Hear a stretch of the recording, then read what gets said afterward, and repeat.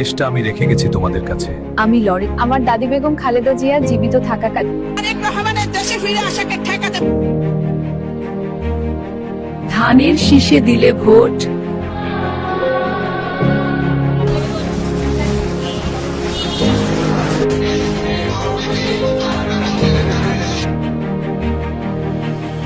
প্রিয় ভোটার, আপনি এই দেশের ইনশাআল্লাহ আগামী দিনে আমি বলবো যারা সত্যিকারের মুসলমান ইসলামে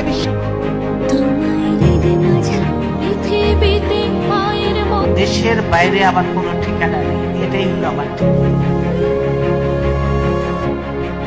বিসমিল্লাহির রহমানির রহিম। আমি মরহুমা